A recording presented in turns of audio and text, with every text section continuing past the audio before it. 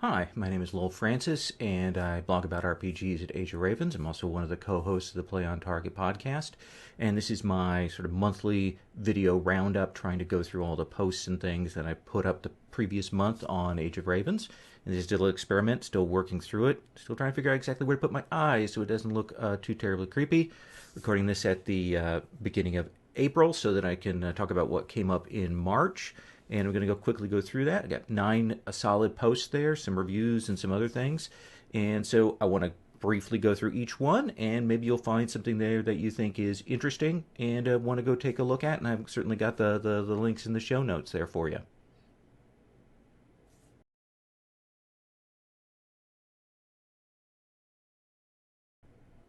So the first post I put up this month is about Night's Black Agents, which is one of my favorite settings from Pelgrane. It's for the Gumshoe system. Essentially, it's burned spies hunting down a vampiric conspiracy, primarily set in Europe, but it's got other places. It's a really interesting setting.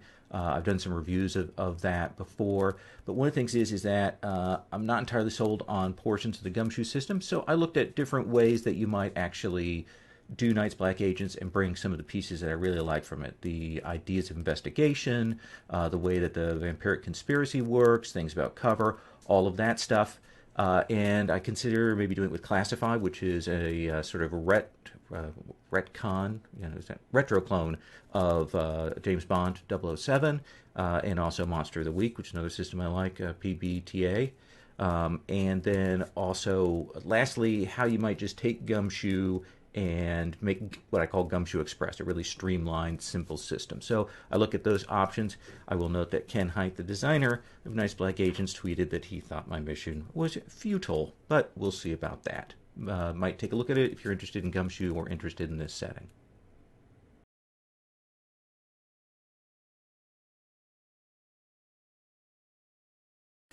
So the second post I put up this month actually relates to one of the Play on Target episodes that we did. This one kind of looking at advancement, experience, development, power systems in RPGs.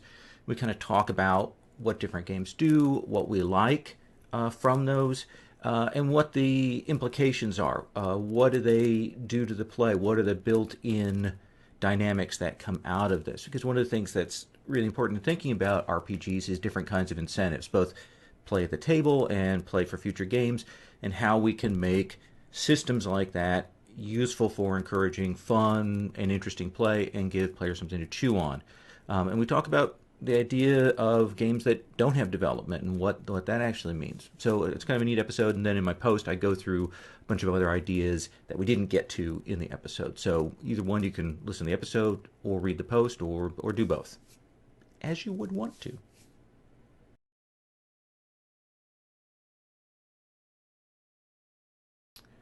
So one of the things you may know if you've checked out my blog is that I've been doing a series of histories of different RPG genres. And one of the earliest ones that I tackled was actually samurai games, but a real loose version of my list. Because I love samurai games. In fact, I think Bushido was kind of the first time I encountered that culture and all the elements to it, and it really got me excited when I was younger. Anyway, so what I did was I went back and I looked at the various games I'd missed from my earlier 2 lists. There was a lot of stuff on there, a lot of really interesting, solid, serious things like World of Dew and also Kagamatsu, which is a really fun game, but then also some of the more fringy things like Moto Bushido. And there's a French RPG that's sort of post-apocalyptic samurai. So I go through there, and if you're interested in that genre, you should check it out because I think I've got a pretty complete list of all of the samurai sort of classic Japan games that are out there.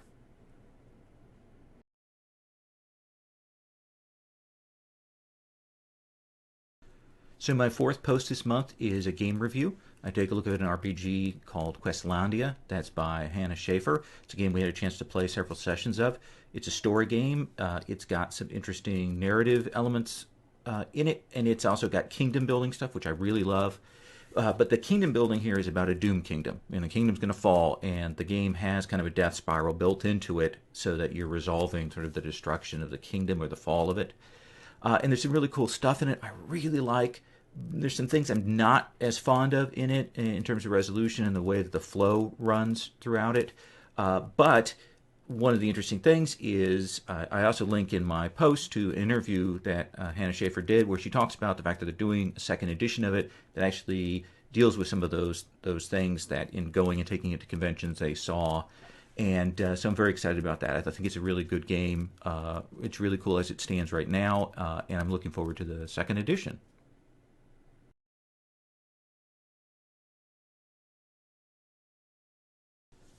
So my fifth post is actually me pilfering mercilessly from my wife Sherry's material. Many years ago, like actually over a decade ago, we played in an Exalted campaign, the standard Solar Exalted. Not my favorite of them, but we played in that. And she made up an amazing character. Great background, a beautiful backstory, really solid. She wrote this huge thing. And that's what I posted. It's for a character called RAGARA TORRENT. Essentially a dragon-blooded, or from that line that ends up becoming a Solar Exalt. Great stuff in it, and it's one of those times where you have just an amazing character, and the game ends up being shitty. And it's always a huge disappointment when you've got a character that you really love, but the game doesn't go so well. And you might not have a chance to play it again. Exalted's a very specific game, so who knows if we're ever going to get another campaign of that. We're able to use that character. So I wanted to post that because I think it's a really lovely piece and worth looking at if you enjoy character backstories or if you enjoy Exalted, and to see what somebody else is doing with it.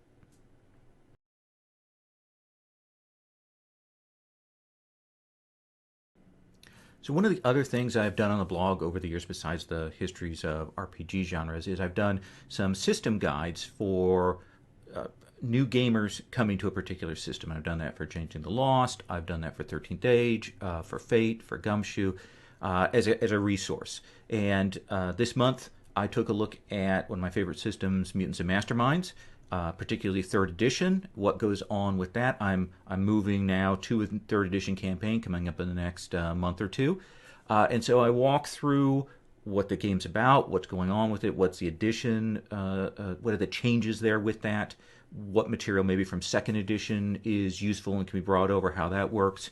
I look at the primary materials that Green Ronin has published for the game, what's good and what you really have to buy.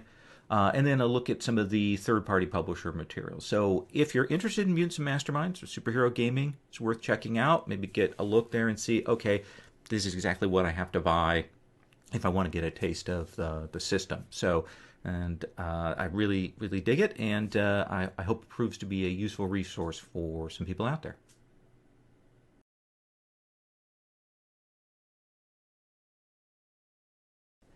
So if you're a game master, you've been running for a long time, I suspect that you, like me, probably have a ton of campaign ideas and campaign material that you've come up with that never got to the table. Things that you prepared, maybe just a sketch, maybe just an idea, or maybe, as in my case, a project that you worked a ton on that your group isn't really that into. In this case, for me, it's MAGE, the Sorcerer's Crusade, which is both a World of Darkness game and a historical game, which are a couple of things that my tabletop group isn't that into, but I really love the setting. Maybe over a decade ago, I put together a campaign brief. I worked down this whole idea about the history of things and wrote out the stuff and plotted out the game. And so that's the material I present there, and it's terrible. It's heavily plotted. It doesn't have player involvement. It's super scripted. It's goofy. I steal these ideas from Ars Magica. It's one of those things where I go back and I look and I think this is not how I would approach doing the game this time. And I think that's worth looking at, going back and looking at your older materials and see what you did well there and what things you wouldn't do now to see where you've actually learned and where you've developed as a GM. So I present that there. So please be merciful if you take a look through it and not cringe too much.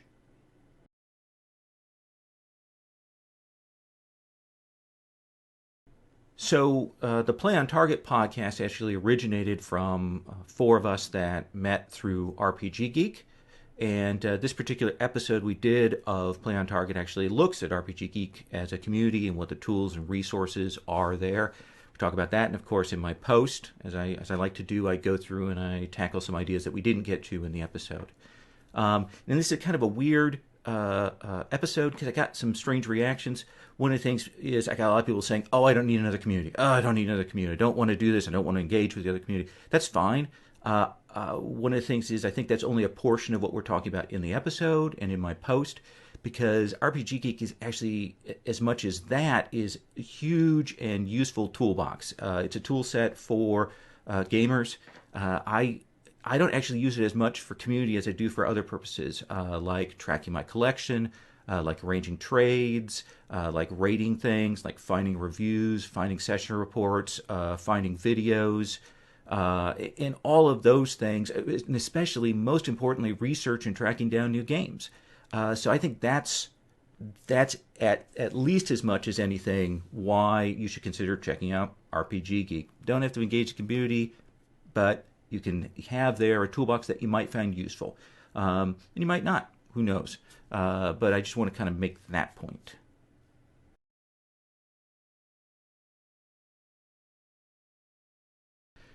So this is the second of my History of RPG genres lists that I put up this month.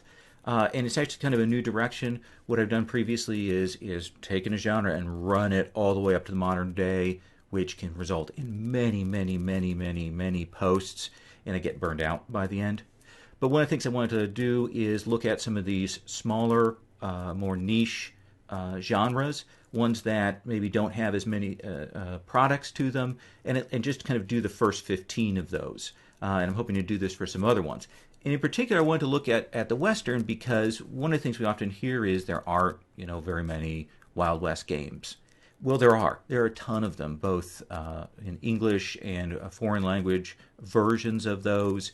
And the thing that's about them is that only a few of them really have legs. A lot of them are very much flash in the pan games that have a single edition and then vanish.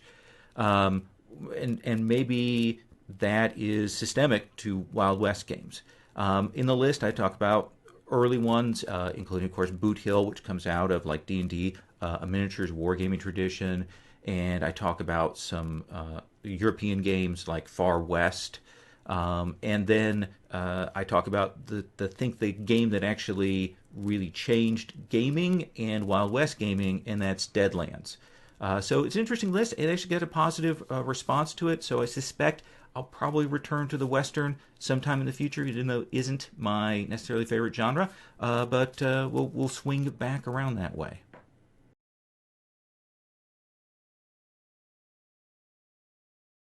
Okay, so that was a ton of stuff, wasn't it? So I want to thank you if you actually watched this video all the way through. Just a quick overview. I only had about 11 sessions RPGs here in March. Several action card sessions, Crow's Mantle, Ninja Burger I played, and Inspector's 2 light games run by Rich Rogers. I also had a chance to play Masks with Brendan Conway, a game that I had backed.